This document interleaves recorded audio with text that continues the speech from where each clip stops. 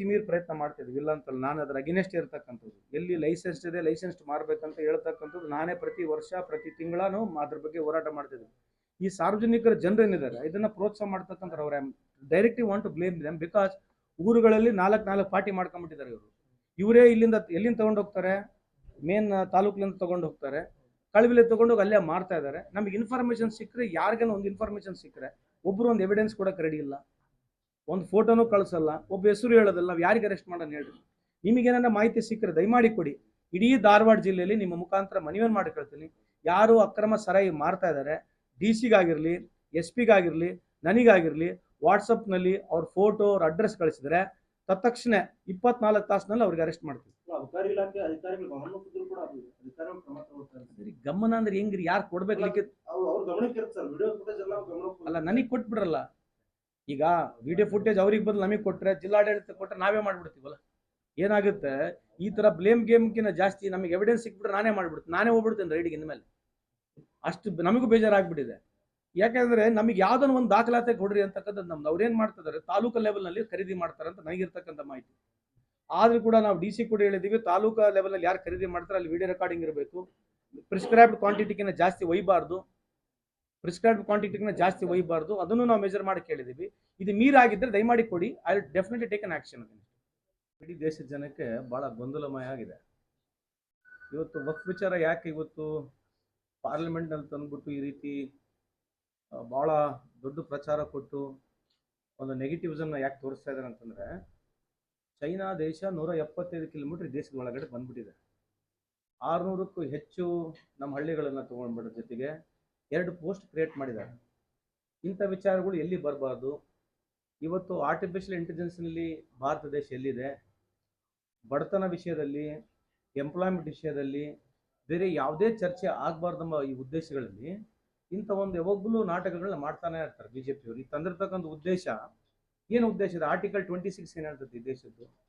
Article 26 ಎಲ್ಲ ಮೈನಾರಿಟೀಸ್ಗಳಿಗೆ, ಬರೀ ಮುಸಲ್ಮಾನರಷ್ಟೇ ಅಲ್ಲ, ಸಿಖ್ ಬಂದರು, ಇಸಾಯಿಸ್ ಬಂದರು, ಕ್ರಿಶ್ಚಿಯನ್ಸ್ ಬಂದರು, ಬುದ್ಧರು ಬಂದರು, ಎಲ್ಲ ಬೇರೆ ಬೇರೆ ಮೈನಾರಿಟೀಸ್ಗಳಿಗೆ ಅವರಿಗಾದಂಥ ಒಂದು ವ್ಯವಸ್ಥೆ, ಅವರಿಗಾದಂಥ ಒಂದು ಇನ್ಸ್ಟಿಟ್ಯೂಷನ್ಸು, ಅವರಿಗಾದಂಥ ಆಸ್ತಿಗಳು, ಅವರಷ್ಟಿಗೆ ಅವರೇ ಕಾಯ್ದೆ ಕಾನೂನುಗಳನ್ನ ಮಾಡಿಕೊಂಡು ಈ ದೇಶದ ವ್ಯವಸ್ಥೆಯಲ್ಲಿ ಮಾಡಬೇಕಂತಕ್ಕಂಥದ್ದು ಆರ್ಟಿಕಲ್ 26 ಹೇಳುತ್ತೆ. ಇದನ್ನು ಆರ್ಟಿಕಲ್ 26 ಉಲ್ಲಂಘನೆ ಮಾಡಿ ಮಾಡ್ತಕ್ಕಂಥದ್ದು ಏನು? ನಾಳೆ ಸುಪ್ರೀಂ ಕೋರ್ಟ್ನಲ್ಲಿ ಹೋಗಿ ಸ್ಟೇ ಆಗುತ್ತೆ ಅಂತ ಕೂಡ ಗೊತ್ತಿದೆ. ಪ್ರಚಾರ ಸಿಗಬೇಕು. ಈಗ ಅವರಿಗೆ ಈ ವಿಷಯಗಳು ಬಿಟ್ಟರೆ ಅದೇ ಹೇಳ್ತಾರೆ. ನಿಮ್ಮನ್ನು ನಾವು ಕೇಳ್ತಿರೋದು, ಈ BJP-ಯವರಾಗಿರಲಿ, ಇವತ್ತು ಪ್ರಹ್ಲಾದ್ ಜೋಶಿ ಸಾಹೇಬರು ಭಾಳಷ್ಟು ಸರಿ ಎಲ್ಲ ಬಂದು ನಮ್ಮ ಸರ್ಕಾರಕ್ಕೆ ಟೀಕೆನೆ ಮಾಡ್ತಾರೆ. ಇವರ ಸರ್ಕಾರಗಳು, ಫಾರ್ ಎಕ್ಸಾಂಪಲ್ ಉದಾಹರಣೆ UP ಆಗಿರ್ಬೋದು, MP ಆಗಿರ್ಬೋದು, ಬಿಹಾರ್ಗಳಾಗಿರ್ಬೋದು, ಇವರು ಕಳೆದ 30-40 ವರ್ಷದಿಂದ ಸರ್ಕಾರಗಳು ಅಲ್ಲೇ ಇದ್ದಾವೆ. ಅವರಿಗೆ ನಮ್ಮ ರಾಜ್ಯ ಸರ್ಕಾರ ಕರ್ನಾಟಕಕ್ಕೆ ಹೋಲಿಕೆ ಮಾಡ್ಕೊಂಡು ನೋಡಿದ್ರೆ, ಸೌತ್ ಇಂಡಿಯನ್ನಲ್ಲಿ ಯಾವ ಸ್ಟೇಟ್ಗಳಿದ್ದಾವೆ, ನಾರ್ತ್ ಇಂಡಿಯನ್ ಸ್ಟೇಟಿಗೆ ಯಾಕೆ ಇಷ್ಟು ಡಿಫ್ರೆನ್ಸ್ ಇದೆ? ಏನು ಕಾರಣ ಏನು? ಎಲ್ಲ ಒಂದು ಚರ್ಚೆ ಆಗ್ಬೇಕಲ್ಲ. 30 ವರ್ಷ ಅವ್ರ ಆಡಳಿತದಲ್ಲಿ ಇದಿರ್ತಕ್ಕಂಥ ಸರ್ಕಾರಗಳು ಇವತ್ತು ಬೇರೆ ರಾಜ್ಯಗಳು ಕಂಪೇರ್ ಮಾಡ್ಕೊಂಡು ನೋಡ್ಕೊಂಡ್ರೆ ಏನು ವ್ಯವಸ್ಥೆ ಯಾಕೆ ಇಷ್ಟು ಕೆಟ್ಟದಿದೆ, ಅಷ್ಟ್ಯಾಕೆ ಹದಗೆಟ್ಟಿದೆ ಅಲ್ಲಿ? ಇಂಥದ್ರ ಬಗ್ಗೆ ಚರ್ಚೆ ಆದರೆ ಸಮರ್ಪಕವಾಗಿ BJP-ಯ ವೈಫಲ್ಯಗಳನ್ನು ಹೇಳ್ಬೋದು. ಬಟ್ ಏನಂದ್ರೆ, ದಿನ ಬೆಳಿಗ್ಗೆ ಇದೆ ಅಲ್ಲ ಸ್ಟೋರಿ, ಒಂದು TV ಅವ್ರ ಹತ್ರ ಇದೆ, ಅವರೇ ನರೇಟ್ ಮಾಡ್ತಾರೆ ಸ್ಟೋರಿ. ಏನು ಹೇಳ್ತಾರೆ ಕೆಲವರು, ಏರ್ಪೋರ್ಟ್ ಜಾಗ ಉಳಿತೈತೆ ಅಂತ, ಕೆಲವರು ಯಾರು ನಿನ್ನೆ ನೋಡ್ತಿದ್ದೆ ಮಾಧ್ಯಮದವರು, ಏರ್ಪೋರ್ಟ್ ಜಾಗ ಉಳಿದು ಬಿಡ್ತೈತೆ, ಮ್ಯೂಸಿಯಂ ಜಾಗಗಳು ಉಳಿದು ಬಿಡ್ತವೆ, ಏನು ಬೇಕಿದ್ದು ಹೇಳ್ತಾರೆ. ಈ ಥರ ಮಾತಾಡಿದ್ರೆ ಏನು ಮಾತನಾಡೋಣ ಹೇಳ್ರಿ? ಈ ಆ್ಯಂಕರ್ಗಳು, ಕೆಲವು ಆ್ಯಂಕರ್ಗಳು ಏನು ಮಾತನಾಡ್ತಿದ್ದಾರೆ, ಏನು ವಾಟ್ ಇಸ್ ದರ್ ಅಚೀವ್ಮೆಂಟ್? ಇವರು ಅಜೆಂಡಾ ಸೆಟ್ ಮಾಡ್ತಾರೆ, ಯಾವುದು ಮೀಡಿಯಾ ಸೆಟ್ ಮಾಡಲ್ಲ.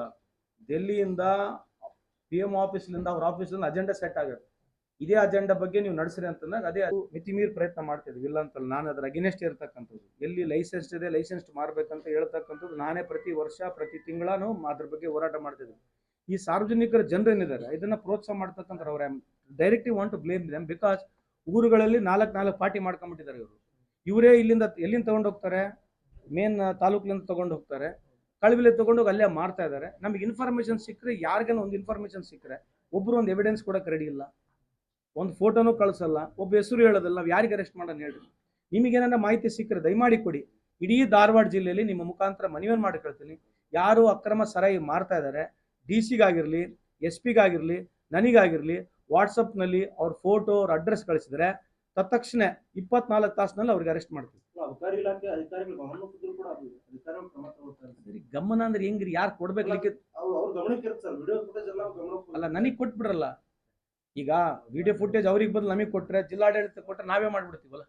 ಏನಾಗುತ್ತೆ, ಈ ತರ ಬ್ಲೇಮ್ ಗೇಮ್ಗಿಂತ ಜಾಸ್ತಿ ನಮಗೆ ಎವಿಡೆನ್ಸ್ ಸಿಕ್ಬಿಟ್ರೆ ನಾನೇ ಮಾಡ್ಬಿಡ್ತೀನಿ, ನಾನೇ ಹೋಗ್ಬಿಡ್ತೇನೆ ರೈಡಿಗೆ ಇನ್ಮೇಲೆ. ಅಷ್ಟು ನಮಗೂ ಬೇಜಾರಾಗ್ಬಿಟ್ಟಿದೆ. ಯಾಕಂದ್ರೆ ನಮಗೆ ಯಾವ್ದನ್ನ ಒಂದು ದಾಖಲಾತಿ ಕೊಡ್ರಿ ಅಂತಕ್ಕಂಥದ್ದು ನಮ್ದು. ಅವ್ರೇನ್ ಮಾಡ್ತಿದ್ದಾರೆ, ತಾಲೂಕು ಲೆವೆಲ್ ನಲ್ಲಿ ಖರೀದಿ ಮಾಡ್ತಾರೆ ಅಂತ ನನಗಿರ್ತಕ್ಕಂಥ ಮಾಹಿತಿ. ಆದ್ರೂ ಕೂಡ ನಾವು DC ಕೂಡ ಹೇಳಿದೀವಿ, ತಾಲೂಕಾ ಲೆವೆಲ್ ಅಲ್ಲಿ ಯಾರು ಖರೀದಿ ಮಾಡ್ತಾರೆ ಅಲ್ಲಿ ವಿಡಿಯೋ ರೆಕಾರ್ಡಿಂಗ್ ಇರಬೇಕು. ಪ್ರಿಸ್ಕ್ರೈಬ್ಡ್ ಕ್ವಾಂಟಿಟಿಗಿಂತ ಜಾಸ್ತಿ ಒಯ್ಯಬಾರ್ದು. ಅದನ್ನು ನಾವು ಮೆಜರ್ ಮಾಡಿ ಕೇಳಿದೀವಿ.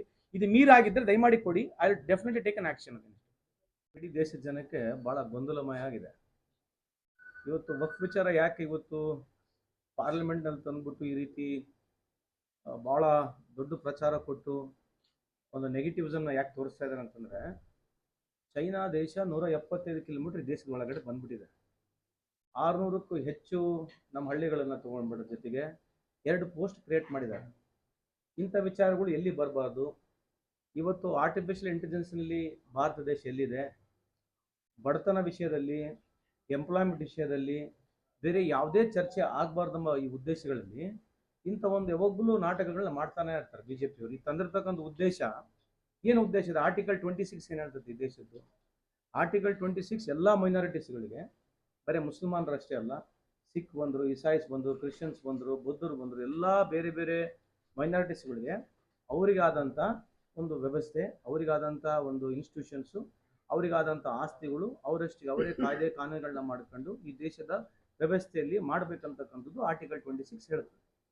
ಇದನ್ನು ಆರ್ಟಿಕಲ್ 26 ಉಲ್ಲಂಘನೆ ಮಾಡಿ ಮಾಡ್ತಕ್ಕಂಥದ್ದು ಏನು? ನಾಳೆ ಸುಪ್ರೀಂ ಕೋರ್ಟ್ನಲ್ಲಿ ಹೋಗಿ ಸ್ಟೇ ಆಗುತ್ತೆ ಅಂತ ಕೂಡ ಗೊತ್ತಿದೆ. ಪ್ರಚಾರ ಸಿಗಬೇಕು. ಈಗ ಅವರಿಗೆ ಈ ವಿಷಯಗಳು ಬಿಟ್ಟರೆ ಅದೇ ಹೇಳ್ತಾರೆ. ನಿಮ್ಮನ್ನು ನಾವು ಕೇಳ್ತಿರೋದು, ಈ ಬಿಜೆಪಿಯವರಾಗಿರಲಿ, ಇವತ್ತು ಪ್ರಹ್ಲಾದ್ ಜೋಶಿ ಸಾಹೇಬರು ಭಾಳಷ್ಟು ಸರಿ ಎಲ್ಲ ಬಂದು ನಮ್ಮ ಸರ್ಕಾರಕ್ಕೆ ಟೀಕೆನೆ ಮಾಡ್ತಾರೆ. ಇವರ ಸರ್ಕಾರಗಳು, ಫಾರ್ ಎಕ್ಸಾಂಪಲ್ ಉದಾಹರಣೆ UP ಆಗಿರ್ಬೋದು, MP ಆಗಿರ್ಬೋದು, ಬಿಹಾರ್ಗಳಾಗಿರ್ಬೋದು, ಇವರು ಕಳೆದ 30-40 ವರ್ಷದಿಂದ ಸರ್ಕಾರಗಳು ಅಲ್ಲೇ ಇದ್ದಾವೆ. ಅವರಿಗೆ ನಮ್ಮ ರಾಜ್ಯ ಸರ್ಕಾರ ಕರ್ನಾಟಕಕ್ಕೆ ಹೋಲಿಕೆ ಮಾಡ್ಕೊಂಡು ನೋಡಿದ್ರೆ, ಸೌತ್ ಇಂಡಿಯನ್ನಲ್ಲಿ ಯಾವ ಸ್ಟೇಟ್ಗಳಿದ್ದಾವೆ, ನಾರ್ತ್ ಇಂಡಿಯನ್ ಸ್ಟೇಟಿಗೆ ಯಾಕೆ ಇಷ್ಟು ಡಿಫ್ರೆನ್ಸ್ ಇದೆ? ಏನು ಕಾರಣ ಏನು? ಎಲ್ಲ ಒಂದು ಚರ್ಚೆ ಆಗ್ಬೇಕಲ್ಲ. 30 ವರ್ಷ ಅವ್ರ ಆಡಳಿತದಲ್ಲಿ ಇದಿರ್ತಕ್ಕಂಥ ಸರ್ಕಾರಗಳು ಇವತ್ತು ಬೇರೆ ರಾಜ್ಯಗಳು ಕಂಪೇರ್ ಮಾಡ್ಕೊಂಡು ನೋಡ್ಕೊಂಡ್ರೆ ಏನು ವ್ಯವಸ್ಥೆ ಯಾಕೆ ಇಷ್ಟು ಕೆಟ್ಟದಿದೆ, ಅಷ್ಟ್ಯಾಕೆ ಹದಗೆಟ್ಟಿದೆ ಅಲ್ಲಿ? ಇಂಥದ್ರ ಬಗ್ಗೆ ಚರ್ಚೆ ಆದರೆ ಸಮರ್ಪಕವಾಗಿ ಬಿಜೆಪಿಯ ವೈಫಲ್ಯಗಳನ್ನು ಹೇಳ್ಬೋದು. ಬಟ್ ಏನಂದ್ರೆ, ದಿನ ಬೆಳಿಗ್ಗೆ ಇದೇ ಅಲ್ಲ ಸ್ಟೋರಿ. ಒಂದು TV ಅವ್ರ ಹತ್ರ ಇದೆ, ಅವರೇ ನರೇಟ್ ಮಾಡ್ತಾರೆ ಸ್ಟೋರಿ. ಏನು ಹೇಳ್ತಾರೆ, ಕೆಲವರು ಏರ್ಪೋರ್ಟ್ ಜಾಗ ಉಳಿತೈತೆ ಅಂತ, ಕೆಲವರು ಯಾರು ನಿನ್ನೆ ನೋಡ್ತಿದ್ದೆ ಮಾಧ್ಯಮದವರು, ಏರ್ಪೋರ್ಟ್ ಜಾಗ ಉಳಿದು ಬಿಡ್ತೈತೆ, ಮ್ಯೂಸಿಯಂ ಜಾಗಗಳು ಉಳಿದು ಬಿಡ್ತವೆ, ಏನು ಬೇಕಿದ್ದು ಹೇಳ್ತಾರೆ. ಈ ಥರ ಮಾತಾಡಿದ್ರೆ ಏನು ಮಾತನಾಡೋಣ ಹೇಳಿ? ಈ ಕೆಲವು ಆ್ಯಂಕರ್ಗಳು ಏನು ಮಾತನಾಡ್ತಿದ್ದಾರೆ, ಏನು ವಾಟ್ ಇಸ್ ದರ್ ಅಚೀವ್ಮೆಂಟ್? ಇವರು ಅಜೆಂಡಾ ಸೆಟ್ ಮಾಡ್ತಾರೆ, ಯಾವುದು ಮೀಡಿಯಾ ಸೆಟ್ ಮಾಡಲ್ಲ. ಡೆಲ್ಲಿಯಿಂದ PM ಆಫೀಸ್ಲಿಂದ ಅವ್ರ ಆಫೀಸ್ಲಿಂದ ಅಜೆಂಡಾ ಸೆಟ್ ಆಗುತ್ತೆ. ಇದೇ ಅಜೆಂಡಾ ಬಗ್ಗೆ ನೀವು ನಡೆಸ್ರಿ ಅಂತಂದಾಗ ಅದೇ ಅಜೆಂಡಾ ನಡೀತದೆ. ಇನ್ನೇನು ಬೇರೆ ದೇಶ ನಡೀತಾ ಇಲ್ಲ. TV ಮುಖಾಂತರ ದೇಶ ನಡೀತಾ ಇದೆ, ನಡೀಲಿ.